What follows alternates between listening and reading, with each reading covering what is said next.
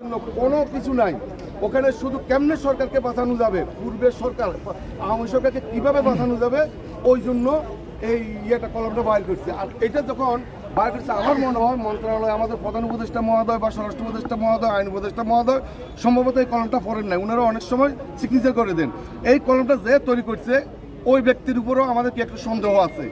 এটা আপনাদের মাধ্যমে এই আপনাদের যে আপনারা যে বিটিআর যে নিহত হওয়ার ঘটনায় পিলখানার ওই ঘটনার সাথে কি এটার সাথে সম্পৃক্ততা আছে? এই কারণে কি আপনাদের গুরুত্বপূর্ণ নথি বিচারটা যাতে না হয়, এই গুরুত্বপূর্ণ নথিগুলো পুড়িয়ে দেওয়ার জন্য এটা স্বৈরাচারী সরকারের লোকজন এই কাজটা করেছে? অবশ্যই স্বৈরাচারী সরকারের লোক এখনো মন্ত্রণালয় বিভিন্ন গুরুত্বপূর্ণ জায়গায় তারা আছে। অবশ্যই স্বৈরাচারী সরকার, ওই স্বৈরাচারী সরকারকে বাঁচানোর জন্য তাদের এই ফেতার তারা, আমাদের যেটা ধারণা, আমাদের না আপনাদেরও ধারণা হবে, এত রাত্রে এখানে কিভাবে কোনো সিভিল লোক ঢুকতে পারে নাই, এখানে কিভাবে আগুনটা লাগলো, উনাদের পরিকল্পনা কালকে বন্ধ দিনে আগুনটা লাগছে, এতে কোনো প্রকার সন্দেহ নাই। রাষ্ট্রের বড় ধরনের ক্ষতি করার জন্য পরিকল্পিতভাবে স্বৈরাচারী হ্যাঁ, রাষ্ট্রের বড় ধরনের ক্ষতি করার জন্য এবং স্বৈরাচারী সরকারকে আবার দেশে বাস্তবায়ন করার জন্য এই পরিকল্পনা অনুযায়ী আগুনটা লাগানো হয়েছে। এটা কি বিচার দাবি করছেন এই বিষয় নিয়ে তদন্ত? এই বিষয় নিয়ে যদি তদন্ত করার পরে প্রকৃত দোষীদেরকে এই দেশের বাংলাদেশের বিরুদ্ধে ষড়যন্ত্রকারী যারা আছে তাদেরকে সর্বোচ্চ আইনের আয়ত্তে আনে, এমন তো বিচার করতে হবে যেন ভবিষ্যতে বাংলাদেশের কোনো নাগরিক, কোনো কর্মকর্তা, কোনো কর্মচারী এই ধরনের সাহস যেন না পায়। ইন্ডিয়ার রর কোনো সম্পৃক্ততা আছে কিনা? অবশ্যই আছে এখানে, অবশ্যই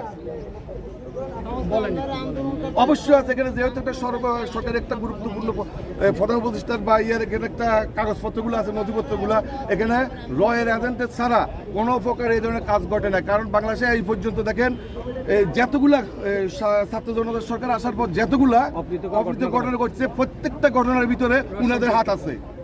ভাই আবার একটু রিপিট করবেন, এই আজকের আগুনের ঘটনায় আপনারা কি কোনো আপনাদের যে বিডিআর তদন্ত ওইখানে কোনো হাত আছে কিনা? বা অবশ্যই হাত আছে, যেহেতু গত পরশুদিন আপনারা দেখছেন বিমানবন্দর থেকে তৎকালীন বিডিআরের মহাপরিচালক ঘটনার পর 48 ঘন্টার ভিতরে আসছেন ব্রিগেডিয়ার হিসেবে, উনি এখানে এসে আবার র্যাঙ্ক লাগাইছেন, লেফটেন্যান্ট জেনারেল লাগাইয়া উনি বিচার করছেন পুরো বাংলাদেশ ব্যাপী। কিন্তু উনাকে গ্রেপ্তার করার পরে এগুলা ফুল নকশা অনুযায়ী আওয়ামী সরকারের পরিকল্পিত নকশা অনুযায়ী এই কাজগুলো হইতেছে, যেহেতু এখানে সম্পূর্ণ তথ্য প্রমাণ আছে, যেন কোনো প্রকারে এগুলো প্রকাশ না হয়। তৎকালীন শেখ হাসিনাকে এবং তৎকালীন এমপি মন্ত্রীদেরকে বাঁচানোর জন্য এটা পরিকল্পনা অনুযায়ী করা হয়েছে, এটা আমাদের ধারণা, এবং এটা ধারণা অবশ্যই দুদিন পরে আপনারাও বুঝতে পারবেন ব্যাপারটা। আচ্ছা, আপনি কয়টার দিকে আসছেন এখানে? এখানে আমি আসছি প্রায় 9:30টার দিকে। আপনি কি এখানে কোনো কর্মকর্তা-কর্মচারী? আমি কোনো কর্মকর্তা কর্মচারী না, আমি একজন ক্ষতিগ্রস্ত বিডিআর সদস্য, ঢাকাতে আমি চাকরি করি। তো আমি যখন এখানে সচিবালয় জায়গার মতো এই ধরনের একটা আগুন লাগছে, আমরা এটা দেখার জন্য আসছি, এবং যদি আমরা ক্ষতিগ্রস্ত বিডিআর সদস্য এটাও আসছি, যদি এখানে কোনো প্রকার যদি নিরাপত্তার প্রয়োজন হয়, যেহেতু পর্যাপ্ত পরিমাণে বর্তমানে সৈনিক দিতে পারতেছে না পুলিশের, যদি নিরাপত্তার প্রয়োজন হয় আমরা নিরাপত্তা হিসাবে আমরা কাজ করব, আমরা সরকারের প্রতি সাহসী বিডিআর হিসেবে আমরা এখানে এসে কাজ করব, সরকারের প্রতি সহযোগিতার হাত বাড়িয়ে দিই, এতটুকু। এই অগ্নিকাণ্ডের ঘটনাকে আপনি কিভাবে দেখছেন? এই অগ্নিকাণ্ডের ঘটনাকে আমরা না আপনারা সহ দেখতে হবে, এটা পুরোপুরি একটা পরিকল্পনা অনুযায়ী। কেন পরিকল্পনা মনে হচ্ছে?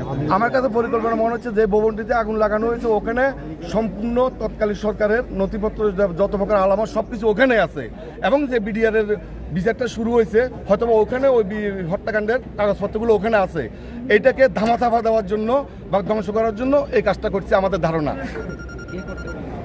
এখন কে করতে পারে এটা তো আসলে দেখেন, এত রাতে কে করতে পারে, এখানে কোনো সরকারি কর্মকর্তা কর্মচারী নাই, তাহলে তদন্ত করলে বাইরে হবে এখানে কে করতে পারে এটা। আমরা সঠিক তদন্তের আশা করতেছি। এটার সঠিক তদন্ত সাপেক্ষে, যেহেতু এখানে সিসি ক্যামেরার ফুটেজ আছে সমস্ত সচিবালয়ের গেটে, এখন এগুলা যারা তদন্ত সংস্থা তদন্ত করবে, তদন্ত সাপেক্ষে সঠিক তদন্ত সাপেক্ষে আশা করি ইনশাল্লাহ আপনারা এরা বের করবে, আপনারা জানতে পারবেন। আপনি কি ধারণা করছেন? আমি ধারণা করছি যে এখানে অবশ্যই ফ্যাসিস্ট সরকারের কোনো দোসররা, যেহেতু তারা বলছে যে আওয়ামী লীগের শিকড় খুব গভীর, এই দেশ থেকে উৎখাত করা তাদের সম্ভব না, তারা ক্ষমতার আগের দিনও বলছে। তো আমার বিশ্বাস তাদের শিকড় এখনও চারা গজাচ্ছে এবং ডালপালা অবশ্যই বিরাজমান। এই বিরাজমান শক্তি দেশকে অস্থিতিশীল করার জন্য বিভিন্ন জায়গায় বিভিন্ন অপ্রীতিকর ঘটনা ঘটাচ্ছে, এবং এই সরকার যখন মেগা প্রজেক্টের দুর্নীতি তদন্তের সাপেক্ষে বেরিয়ে আসতেছে, দুদকের বিভিন্ন মামলা হচ্ছে, এবং বিডিআর হত্যাকাণ্ডের যে তদন্ত করার জন্য স্বাধীন কমিশন গঠন হয়েছে, এই স্বাধীন কমিশন বিভিন্ন নথি তারা খুঁজে নিবে বলছে যে আমরা প্রয়োজনে পূর্বের সমস্ত নথি পুনরাবৃত্তি করবো, চেক করবো এবং সংরক্ষিত করব। সেই সমস্ত নথি যেখানে সংরক্ষিত আছে ওই দোসররা চাবে ওই সমস্ত নথি যেন অন্য কোনো তদন্ত সংস্থার কাছে না দেখতে পারি, সেগুলোকে ধ্বংস করার জন্য, ডিস্ট্রয় করার জন্য এই ধরনের ঘটনা ঘটাচ্ছে বলে আমরা বিশ্বাস করি। জি, ধন্যবাদ। আচ্ছা, আমি বলি জি, হ্যাঁ বলেন আমি বলি জি। বিসমিল্লাহির রহমানির রহিম। প্রিয় সাংবাদিক ভাইরা, আপনারা জাতির বিবেক, আজকের অনুষ্ঠান যারা দেখছেন এবং শুনছেন সকলের প্রতি সালাম, আসসালামু আলাইকুম। আমি আপনাদেরকে কিছু তথ্য দিতে চাই।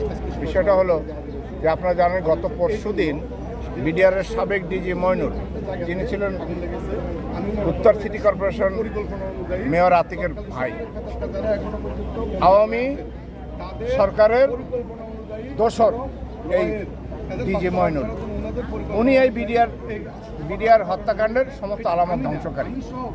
উনি গত পরশুদিন উনি বিমানবন্দরে অ্যারেস্ট হয়েছেন এবং গত পরশুদিনই স্বাধীন তদন্ত কমিশন গঠন হয়েছে।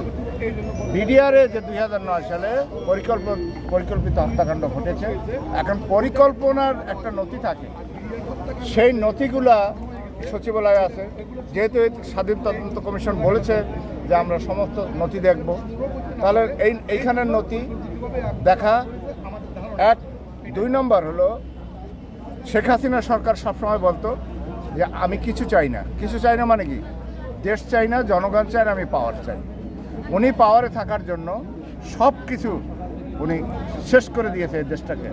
মেগা প্রজেক্টের নামে মেগা যে দুর্নীতি হয়েছে, গত পরশুদিন এই বিষয় নিয়ে কথা হয়েছে, তার সেই মেগা প্রজেক্টের নথিগুলোও এখানে আছে। তাই সেই নথিগুলো যদি দেখে তাহলে কি হবে, দুর্নীতির যে এখানে যে আছে তথ্যগুলো আছে, পেপারসগুলো আছে, সেই পেপারসগুলোও ধ্বংস করার জন্য এবং বিডিআর হত্যাকাণ্ড যে ঘটনা হয়েছে, স্বাধীন তদন্ত কমিশন যেন সেই তথ্যগুলোও যেন না পায়। একসঙ্গে 4টা ভবনে একসঙ্গে আগুন লেগেছে। এটা বাঙালি এত বোকা না, বাঙালি ভাত খায়, বাঙালি ভারতের মতো আলু খায় না, গোমুত খায় না। বাঙালির কলিজার সাহস আছে। আমি বিডিআর জিল্লুর রহমান, বাড়ি আমার বাগেরহাটে। আমি বিডিআর, জানেন আপনারা, বিডিআর হলো টাইগার, সিংহের গর্জন দেয় বর্ডারে যদি সিংহের গর্জন দেয়, বিএসএফ রেঞ্জের বাইরে চলে যায়, 300 মিটার দূরে চলে যায়। সেই বিডিআর আমি এখানে আসছি, এখানে আগুন লেগেছে।